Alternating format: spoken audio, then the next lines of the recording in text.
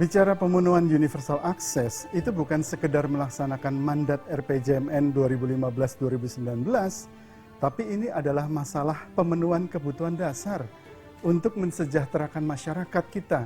Kalau Indonesia mau menjadi negara berpenghasilan menengah di 2025.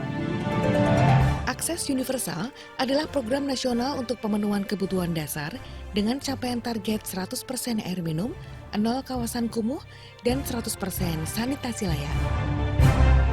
Senario Universal Akses untuk air minum adalah 85% memenuhi standar pelayanan minimal sebesar 60 liter per orang per hari dan 15% mendapatkan pemenuhan kebutuhan dasar sebesar 15 liter per orang per hari. Sedangkan senario di sektor sanitasi meliputi sektor air limbah 85% on-site system dan 15% off-site system. Sampah tereduksi sebanyak 20% dan tertangani 80%. Sedangkan senario 15% adalah pemenuhan kebutuhan dasar untuk perbaikan sanitasi di daerah berisiko sanitasi rendah dan kawasan berkepadatan rendah. Kalau menurut saya sih terlalu ambisius ya. Kalau mimpi dan ambisius saya kira enggak. Supaya akses 100% itu mungkin cukup berat. Pemerintah tuh belum terlalu gaungnya tentang universal akses dibandingkan dengan MDGs dulu. Kalau di segi sanitasi, pesimis kita. Insya Allah kami optimis. Cuma memang harus kerja keras untuk itu. Bisa dikatakan mimpi, bisa juga dikatakan potensi. Kenapa harus pesimis? Universal akses merupakan sebuah tantangan.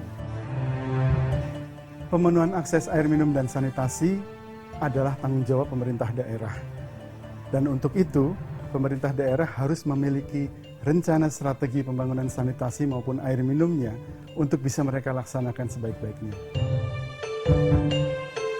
Ingin mencapai target RPJMD Jawa Barat 2013-2018, strateginya adalah memperkuat pemberdayaan masyarakat, kerjasama dan kemitraan dalam pelaksanaan program penyihatan lingkungan di Jawa Barat.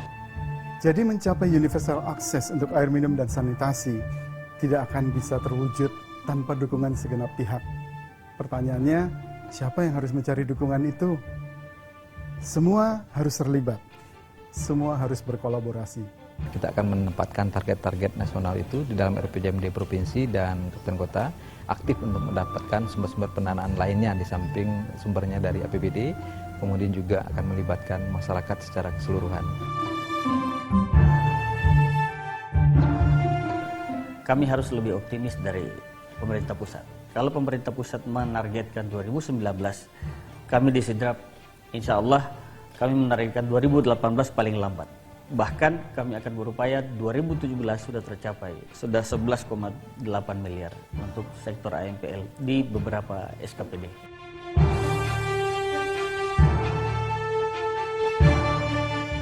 Belajar dari pengalaman selama ini, ternyata masyarakatlah yang menjadi the biggest contributor atau kontributor terbesar dalam pembangunan air minum dan sanitasi.